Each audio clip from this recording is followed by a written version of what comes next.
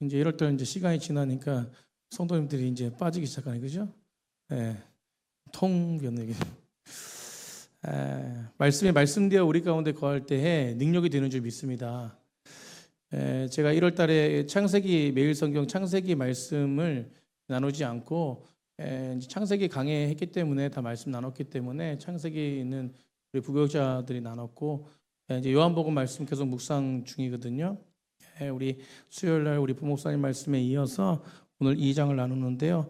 2장 말씀을 통해서 풍성한 하나님의 은혜가 우리 가운데 거하기를 간절히 축복합니다. 여러분, 예수님이 행하신 첫 표적이 바로 갈릴리 가나의 포도주를 물을 포도주로 변하게 하는 사건이 바로 첫 번째 표적입니다. 오늘 이 표적을 통해서 우리 인간에게, 우리들에게 두 가지 말씀해주고 있는데, 첫 번째는 인간의 현실이에요. 뭐라고요? 인간의 현실입니다. 2장 2절부터 3절까지 우리 다 같이 한번 한 목소리로 말씀을 읽을 때 은혜가 되어지고 말씀을 읽을 때 내 삶이 변화가 되어질 줄 믿습니다. 2장 2절부터 3절까지 우리 다 같이 믿음으로 한번 읽어보겠습니다. 2절부터 3절까지입니다. 예수와 그의 제자들도 혼례의 청함을 받았더니 포도주가 떨어진지라 예수의 어머니가 예수에게 이르되 저들에게 포도주가 없다 하니라고 말합니다. 여러분, 첫 번째 표적이 다른 곳이 아니라 혼인잔치에서 행하셨다는 거예요. 혼인잔치. 어디서요? 혼인잔치에서 행하셨다는 것이, 이것을 생각해야 돼요. 예수님은 왜 첫 번째 표적을 혼인잔치에서 행했을까? 여러분, 인간이 경험할 수 있는 가장 행복한 축제가 있다면 무엇을 우리가 생각하냐면 혼례를 생각합니다. 오늘 우리 주경은 청년 2월 28일 날 결혼하는데 청첩장을 가져왔더라고요. 아주 청첩장도 엄청 아름다우게 만들었어요. 못 받아보신 분 다음에 보시기 위해서는 저한테 오시면 제가 보여드릴게요. 청첩장 진짜 이쁘게 만들었어요. 아주 디테일하게 이쁘게 만들었고 많은 생각을 한 것 같습니다. 여러분, 가장 행복한 축제가 결혼식이에요. 결혼식. 여러분, 첫 번째 표적을 축제인 혼인잔치에 맺었다는, 혼인잔치에서 했다는 사실은 하나님이 인간에게 주시고자 하는 삶이 무엇인지 말씀하고 있는 것입니다. 성경은요, 오늘 성경은 예수님을 신랑으로 우리를 신부로 비유하고 있어요. 여러분, 성경은 우리와 예수님의 관계를 신랑과 신부로 비유할 때가 너무나 많이 있습니다. 에덴 동산에도 마찬가지였고요. 그리고 예수님이 이 땅에 다시 오실 하나님 나라에도 혼인잔치로 비유하고 있습니다. 계시록 19장에 보면요, 혼인잔치에 청함을 받은 자는 뭐가 있대요? 복이 있다라고 해요. 여러분, 그러면서 우리를 어린 양의 혼인잔치 안에서 우리 안에서 영원한 행복을 누리게 하시는 그 하나님의 놀라우신 은혜를 성경에서 말씀하고 있습니다. 그런 점에서 하나님께서 원래 우리 인간에게 원했던 삶은 어떤 삶이냐면, 우리에게 원했던 삶은 축제의 삶입니다. 아멘. 여러분, 우리 삶은 축제를 누리고 있습니까? 여러분, 우리 삶은 참된 행복을 누리고 있습니까? 여러분, 우리 삶은 참된 기쁨을 누리고 있습니까? 여러분, 왜 아멘이 없으십니까? 여러분, 하나님과 동행하는 삶이 축제의 삶이고 행복의 삶인 줄 믿으시기 바랍니다. 여러분, 우리는 그 하나님과 함께하기 때문에 행복한 것이에요. 근데 하나님께서는요, 인간이 어떤 삶을 살기를 원하시냐면 정말 축제의 삶, 행복한 삶을 살기를 원하시고 있다는 것이에요. 여러분, 그런데 인간의 삶이 축제의 삶에 문제가 생겼어요. 어떤 문제가 생겼냐? 오늘 본문 속에서 뭐가 떨어졌어요? 포도주가 떨어진 것이에요. 그럼 포도주가 떨어졌다는 이 말씀을 보시기 바랍니다. 포도주가 떨어졌다는 것은 이 인간이 어떤 모습인가라는 것을 이야기하고 있는 것이에요. 여러분, 축제의 삶을 살고 싶지만 인간이 직면하고 인간의 모습을 말씀하고 있는 것이에요. 여러분, 고대 이스라엘 사회는요, 혼인잔치를 그냥 이렇게 하루 한 게 아니라 일주일 동안 잔치가 열렸어요. 여러분, 일주일 동안 잔치가 열렸습니다. 여러분, 그 잔치 속에서 일주일 동안 끌고 가는 잔치, 이 잔치를 끌고 가는 것이 뭐였냐면 포도주였어요. 포도주. 뭐였다고요? 포도주. 여러분, 이게 포도주가 떨어지면 그 잔치가 어떻게 됩니까? 잔치는 중단돼요. 잔치는 중단되고 흥이 깨집니다. 흥이 깨지고 신혼부부와 또 그 가문이 많은 사람들에게 수치를 당해요. 수치를 당해. 여러분, 이 포도주가 떨어졌다는 것은 바로 인간이 경험하는 인간의 현실을 말씀하고 있어요. 여러분, 우리 현실은 완벽하지 않습니다. 누구 때문에 완벽해지는 거예요? 예수 그리스도 때문에 완벽해지는 거예요. 여러분, 두 번째 우리에게 이야기하는 것은 뭐냐면 인간의 한계를 이야기해요. 인간의 한계. 뭘 이야기한다고요? 인간의 한계. 여러분, 우리 모두는요, 이 땅에 살아가는 모든 사람들은 내 인생의 축제가 되길 원해요. 여러분, 우리도 그렇지 않습니까?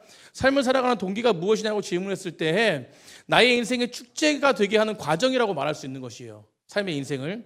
여러분 돈을 벌고 성공하고 그리고 무엇입니까? 커리어를 만들고 수많은 것들을 하면서 인생의 축제의 조건들을 만들어 나갑니다. 그런데 여러분 우리가 내 인생의 조건을 갖추도록 늘 이렇게 만들어 나가지만 사실은 우리 삶 가운데 공허함이 있어요.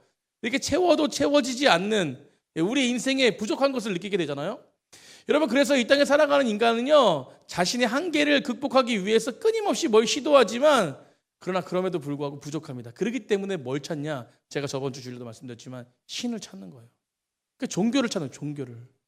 여러분 사람들은 종교를 통해서 인생의 의미를 찾고 싶어 한다니까요. 여러분 오늘 본문에 보니까 가나의 혼인잔치에 예수님께서 주목하신 것인데 거기에 유대인의 결례에 따라 두세 통 드는 돌 항아리 몇 개가 있었대요? 6개가 있었대요. 여러분 너무 잘 아는 말씀 아닙니까? 6개가 놓여있대요. 나중에 보면 이 돌 항아리에 뭘 채웁니까? 물을 채워가지고 그것을 뭘로 만드세요? 포도주로 만드세요.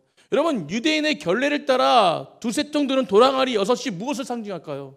여러분 이것은 무엇이냐면 유대교가 행하고 있는 유대의 결례에 따라 그것은 말하면 유대교가 행하고 있는 율법을 상징하는 것이에요. 여러분 우리는요 종교 생활을 하는 것이 아니라 신앙 생활하는 자들입니다. 아멘. 신앙이라는 것은 무엇이냐면 하나님을 바라보는 것이에요. 여러분 하나님을 바라볼 때 진정한 신앙이 되는 것이에요. 여러분 종교 생활하는 게 아니에요. 우리는요. 여러분 우리는요 그런 부분 속에서 하나님 안에 있을 때 완전해지는 자들입니다. 여러분 성경의 완전 숫자가 무엇입니까? 7입니다. 오늘 돌 항아리가 몇 개래요? 6개래요. 여러분 이것은 무엇이냐면 유대의 율법을 상징하고 6이라는 숫자를 상징하는 것은 뭐냐면 불안한 숫자예요. 불안한.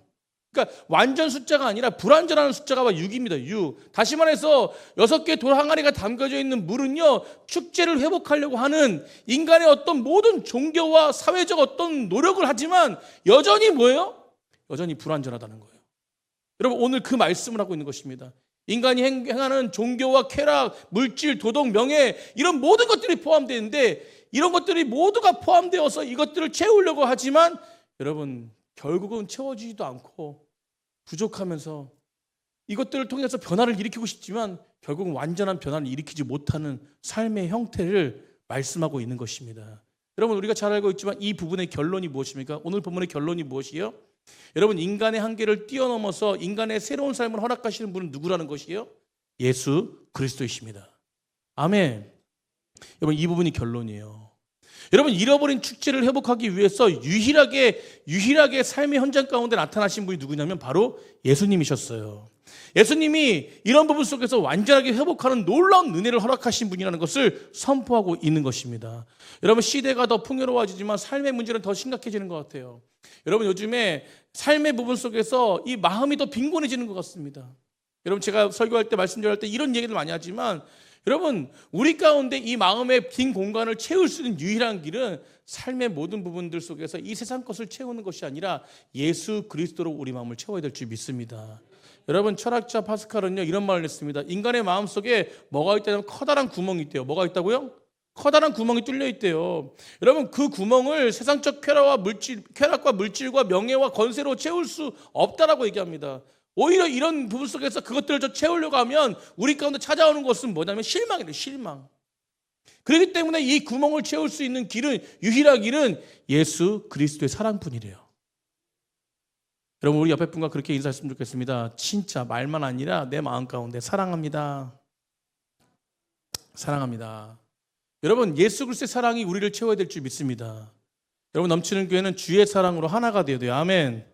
여러분 그래서 오늘 설교의 결론이 이미 나왔습니다. 인간의 현실과 인간의 한계 속에서요 이 모든 것들을 회복하시는 분은 바로 누구시냐면 예수님이 예수님 그리스도만이 우리의 인생을 축제로 변화시키는 완전하게 세우는 분임을 믿으시기 바랍니다.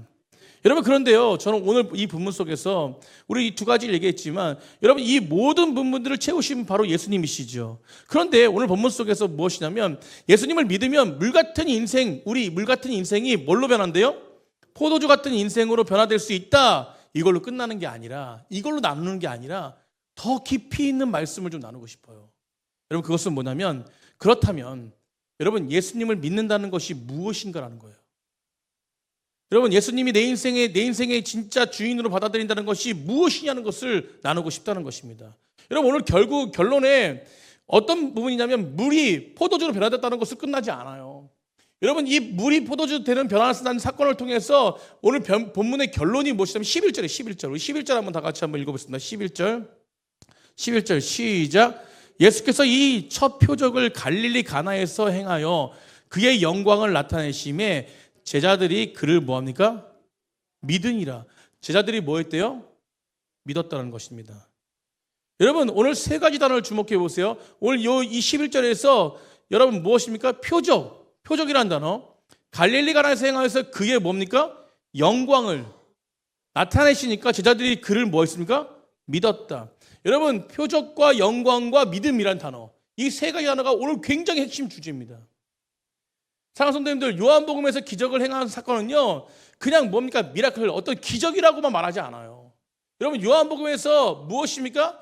이런 어떤 예수님의 어떤 기적적인 사건을 그냥 기적으로 끝나는 것이 아니라 사인, 표적이래, 표적. 뭐라고 얘기한다고요? 표적이라고 해요, 표적이라고. 여러분, 오늘 본문에서도요, 이 사건을 예수님이 처음 뭐랍니까? 표적했다, 표적. 갈릴리에서 행하신 뭐래요? 표적이래요. 기적이라고 해가지고 표적이라고 말씀하십니다. 여러분, 기적과 표적은 차이가 있어요. 여러분, 기적과 표적이 어떤 차이가 있습니까? 기적은 무엇이에요? 그냥 그 사건이 목적이 되는 거예요. 그 사건이. 예수님이 물을 뭐로 변화시켰다? 표적으로 변화시켰다. 이 사건이 목적이 되는 거예요. 여러분, 그런데 이 기적은 이 자체, 그냥 어떤 사건 자체가 중요한 것입니다. 그냥 그 사건 자체로만 중요한 것이에요. 그런데 표적은 무엇이냐면, 표적은 그 사건 자체가 중요한 것이 아니라 그 사건을 통해서 그 사건이 지향하고 있는 가리키는 대상이 있다는 것이에요. 아멘. 여러분, 그 사건을 통해서 가리키는 목적이 있다는 거예요. 목적. 여러분, 이 목적을 깨닫지 못하면요, 그리스도는 잘못된 길로 나갑니다. 여러분, 제가 저번 주에 주일날 말씀드렸지만, 종교가 세상과 타협되어질 때에 엄청난 영향력을 나타냅니다. 그 영향력이 무엇이에요? 그리스도 영향력이 아니라 사람을 무너뜨리는 영향력이에요. 사랑하는 성도님들, 오늘 그 자체를, 목적을 분명히 알아야 돼요. 이 표적이라는 것은 기적 사건으로 끝나는 것이 아니라 기적을 통해서 진짜로 중요하게 하고 싶은 말씀이 있다는 것입니다. 여러분, 그래서 오늘 본문의 이 결론이 무엇이냐면, 예수님께서 물로 포도주가 되게 변화됐다, 그러고 결론은 끝나는 것이 아니라 물이 포도주가 되신 사건을 통해서 하나님의 예수 그리스도의 영광을 나타냈다고 말합니다. 뭐라 나타냈대요? 영광. 그래서 이 사건을 본 사람들이 그의 영광을 보았다라고 말하는 것이에요. 그래서 예수님을 믿었다라고 말합니다. 아멘. 여러분, 진짜 믿음이 무엇인지 아십니까? 진짜 믿음은요, 기적을 보는 믿음이 아니에요. 여러분, 진짜 믿음은 기적을 통해서 예수님의 영광을 보지 못하면 진짜 믿음이 될 수 없다는 것입니다. 여러분, 구약 성경에 우리가 잘 알고 있지만 이스라엘 백성들 매일매일 무엇이 광야 생활 속에서 뭘 먹고 자랐습니까? 만나와 메추라기를 먹고 기적을 보았어요. 그런데 그 기적을 본 사람들이 매일매일 뭐였습니까? 맨날 똑같은 거네. 입술에서 뭐가 나왔어요? 불평이 나왔습니다. 여러분, 홍해가 갈라진 역사를 보고 구약의 수많은 기적들을 봤습니다. 그런데 이스라엘 입술 속에서는 뭐가 넘쳐나요? 감사가 넘쳐나는 게 아니라 불평이 넘쳐납니다. 원망으로 가득 찼어요. 여러분, 그래서 만나가 없어도 메추라기가 없어도 여전히 이 땅을 통치하시는 주님을 바라보는 표적이 있을 때, 그때 무엇입니까? 어떤 상황에 흔들리지 않고 변함없이 어떤 상황 속에서도 하나님이 나의 구주이심을 믿고 나가는 것이에요. 여러분, 기적의 떡을 먹었지만 하늘로부터 내려오는 생명의 떡이신 예수 그리스도를 바라보지 못했다는 거예요. 표적을 보지 못했기 때문에. 여러분, 이 본문 속에서 우리에게 말하고 싶은 것이 무엇이냐면, 요한복음에서 가장 중요한 성경 본문이죠. 요한복음 우리가 묵상했지만 성경 본문 중에서 1장 14절 한번 다 같이 한번 읽어보겠습니다. 시작. 말씀이 육신이 되어 우리 가운데 거하시며. 뭐가 우리 가운데 거하셔요? 말씀이 육신이 되신 예수 그리스도가 우리 가운데 거하시는 거예요. 아멘. 우리가 뭘 봅니까? 그의 영광을 보는 것이에요. 아멘. 여러분, 말씀이 육신이 되어서 오신 예수 그리스도가 우리 심령에 거할 때 우리가 영광을 보게 되는 것입니다. 여러분, 그러니까 뒤에 보시죠. 아버지의 독생자 영광의 은혜와 진리가 뭐합니까? 충만하대요. 아멘. 여러분, 은혜와 진리가 우리 가운데 충만할 때 기쁨이 넘치는 거고 진짜 축제가 벌어지는 것이에요. 여러분, 예수님 안에 여러분, 성경의 가장 본질을 요약해 놓은 본문, 요한복음 안에서도, 성경 안에서도 여러분, 이 땅에 예수님이 오신 이유는 하나님의 영광을 우리에게 보여주시기 위해서요. 그 영광을 보니까 그 은혜를 깨닫고 진리가 진짜 내 마음 가운데 거하는 거예요. 이게 바로 믿음인 줄 믿으시기 바랍니다. 오늘 본문에 등장하는 물이 포도주로 변한 사건을 통해서 예수님은 결국적으로 여러분 자신의 영광으로 우리를 초대하시는 거예요. 사랑하는 성도님들, 오늘 이 사건을 통해서 예수님의 영광을 보고 예수님을 향한 바른 믿음의 자리로 돌아가시는 복된 백성들 되기를 간절히 축복합니다. 그래서 먼저는요, 우리가 더 깊이 들어가서 말씀을 나눌 때 예수님과 마리아의 대화를 주목해 봐야 돼요. 여러분, 예수님의 어머니 마리아가 혼인잔치에서 뭐가 떨어졌다는 것을 알았어요? 포도주가 떨어졌다는 걸 알았습니다. 그래서 예수님께 찾아가서 도움을 청합니다. 예수님, 포도주가 떨어졌다고. 그런데 예수님 대답이 기막혀요. 오늘 성경에 읽다 보니까 여러분 무엇입니까? 2장 4절 한번 보세요. 2장 4절. 여러분 2장 4절에 예수님의 대답이 뭐라고 말하세요? 예수께서 이르시되 여자여 나와 무슨 상관 있나이까? 내 때가 아직 이르지 아니하였나이다. 여자여 나와 무슨 상관입니까?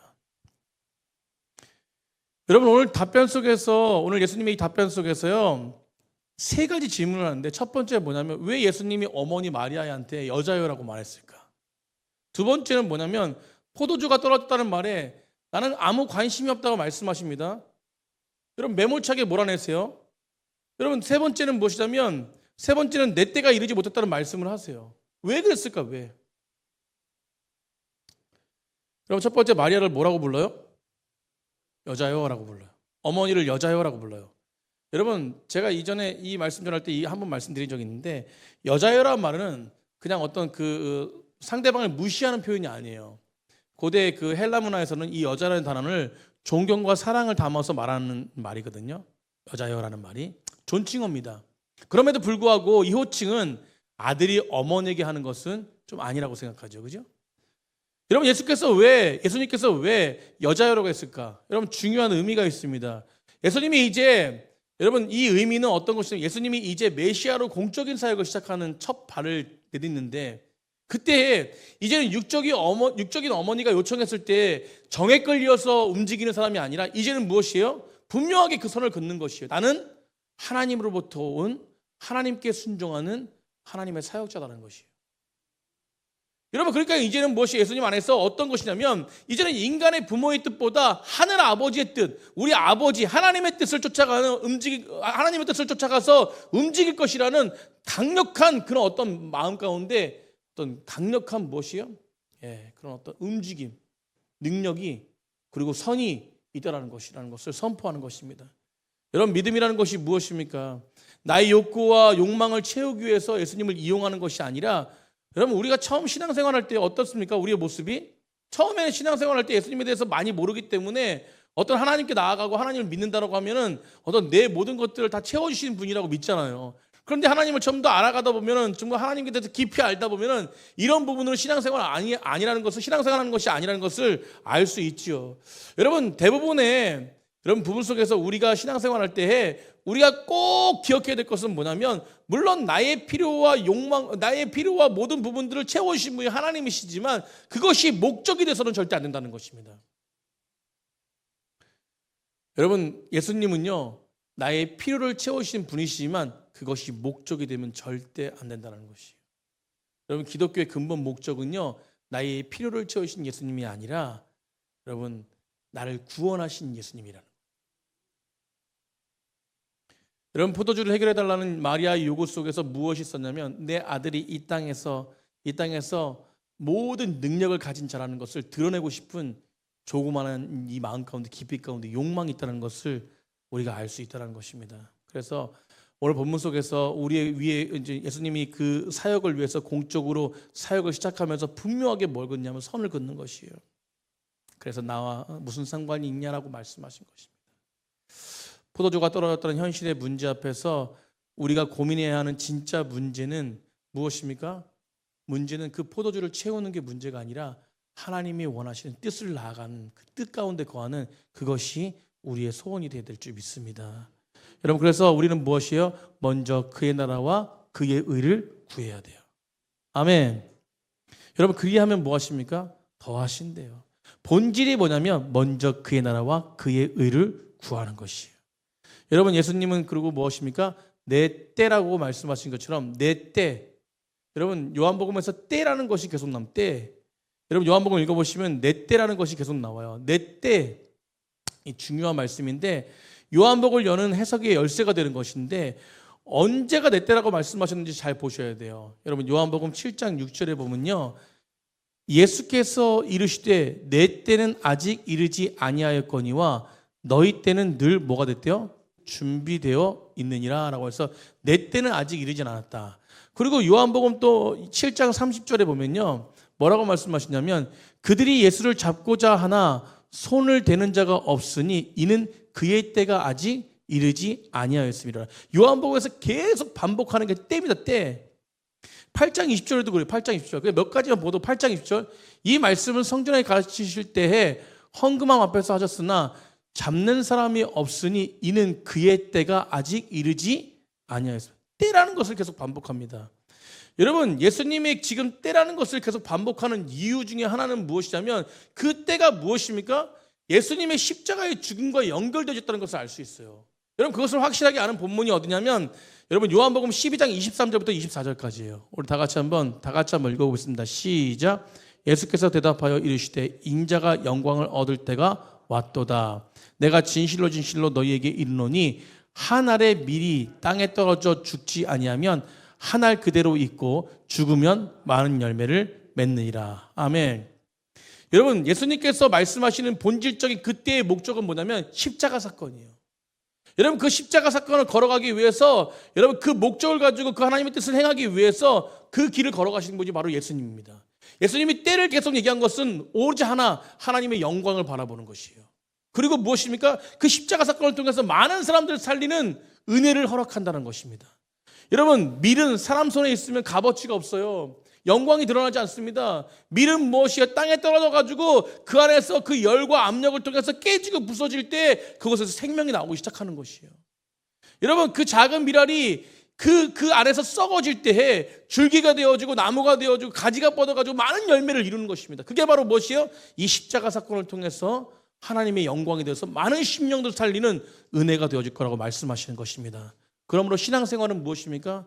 여러분, 십자가 달리신 그분의 영광을 보고 나도 그 십자가를 지고 달려가는 것이에요. 예수께서 마리아의 요청을 거절하신 후에 물로 포도주를 만드신 이유가 바로 여기 있는 것입니다. 여러분, 우리는 모두 연약하기 때문에 처음부터 십자가를 달리신 그리스도의 사랑을 알 수 없습니다. 깨달을 수 없어요. 십자가 달리신 영광을 보지 못합니다. 그분께서, 예수님께서 친히 우리 가운데 오셔가지고 우리에게 믿음을 허락하시고 깨닫는 은혜를 주시고 성령 하나님께서 우리에게 그런 풍성한 은혜를 주셔가지고 우리가 하나님을 따라갈 수 있는 것이에요. 아멘. 여러분, 우리는 타고난 본성에 결코 십자가를 사랑할 수 없어요. 그러나 예수님께서 찾아오셨기 때문에 우리가 그 길을 걸어갈 수 있는 것입니다. 예수님께서 우리와 함께 하시기 때문에 우리가 십자가의 영광을 천천히 드러내는 예수님의 놀라우신 은혜를 통해서 그걸 알아갈 수 있다는 것이에요. 여러분, 예수님께서는 성령을 통해서 우리 심령 가운데 계신 성령을 통해서 사건마다 여러분 개입하셔서 조금씩 주님을 알아가게 하시는 놀라운 은혜의 분임을 우리는 잊어서는 절대 안 됩니다. 여러분, 그래서 예수님은요, 문제 해결 자체, 포도주가 떨어졌다는 것을 해결하시는 문제보다 더 중요한 것이 무엇이냐면 이 사건을 통해서 예수님이 누군가를 분명히 알아야 된다는 것이에요. 여러분, 십자가에 달리신 예수님의 영광을 여러분 지금 그곳에서 보여주고 있는 것입니다. 여러분, 포도주가 무엇을 상징합니까? 포도주는 예수님의 십자가의 피를 상징해요. 여러분, 물로 포도주로 만드실 때에 여러분, 돌항아리 6개를 채우시고 그걸 변화되게 하셨다. 이것이 무엇을 상징하면 인간의 근본적인 죄를 씻으신, 그래서 이 땅 안에 그 죄 가운데 거해서 영원히 천국을 누리지 못하고 하나님 나라를 바라보지 못하는 백성들을 바라보게 하시는 여러분 하나님의 놀라우신 은혜, 그리스도의 놀라우신 능력을 나타내는 것입니다. 그것이 바로 포도주예요. 포도주. 예수님의 피뿐이, 예수님의 피밖에 우리를 구원할 능력이 없다라는 것입니다. 여러분, 이 가나 혼인잔치를 통해서, 이 표적을 통해서 예수님은 십자가의 능력, 십자가의 의미, 구원의 의미를 우리에게 나타나셨어요. 그리고 그걸 알게 하신 것입니다. 그래서 우리는요, 예수 그리스도만이 우리의 자랑이 될 줄 믿습니다. 여러분, 오늘 본문을 통해서 예수님은 손님이 아니라 혼인잔치의 사실은 주인이시죠. 마리아의 위대함이 또 있죠.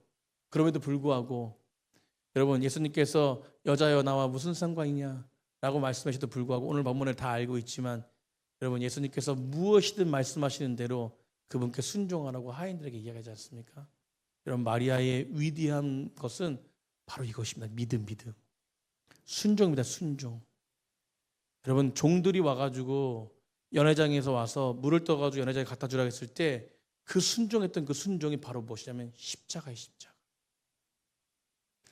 여러분, 물을 떠다 주었기 때문에 물을 떠다 주었을 때 그 길을 걸어갈 때에 여러분, 사람들이 어떻게 생각하겠습니까? 여러분, 그것이 물이라고 알던 사람들은 저 미친 거 아니냐고 손가락질하고 하지 않겠습니까? 여러분, 그게 십자가의 길이에요. 예수님이 그렇지 않습니까? 십자가의 길 걸어가는데 그 의미를 잘 모르는 사람들은 무엇입니까? 저주를 받은 사람이라고 얘기하지 않습니까? 여러분, 그러나 그 의미를 아는 사람들은 그 십자가의 길이 영광의 길인 줄 믿습니다. 그러므로 사랑하는 성도님들, 내 뜻을 십자가에 못 박혀 진짜 순종하면서 나아가는 십자가를 질 때에 부활하신 찬란하신 영광의 하나님이 내 심령 가운데 거하는 거예요. 그래서 오늘 이 말씀을 통해서 표적이 어떤 것인지 아는 백성들을 통해서 하나님의 영광이 그 심령 가운데 나타나는 줄 믿습니다. 여러분, 하나님의 영광이 나타날 때 진짜 믿음으로 행할 수 있는 것이에요. 제가 계속해서 말씀 가운데 얘기하지만 진짜 믿음은 내가 믿는 게 아니라 하나님으로부터 주어지는 거예요. 여러분, 그래서 원수를 사랑할 수 있는 것은 내 힘으로 할 수 없는 것입니다. 하나님이 내 심령 가운데 그 사랑에 마음껏 부어질 때에 원수를 사랑할 수 있는 것이에요. 여러분, 성경에는요, 사랑할 수 있는 사람을 사랑하지 않습니다. 원수를 사랑하래요. 원수를. 오늘 진짜 표적을 향해서 믿음으로 주님을 바라보는 백성을 통해서 하나님은 진짜 원수를 사랑할 수 있는 능력을 허락하실 거라고 저는 믿습니다. 그런 말씀을 마치려고 해요. 사랑하는 성도님들, 예수님은 우리의 주인 되십니다.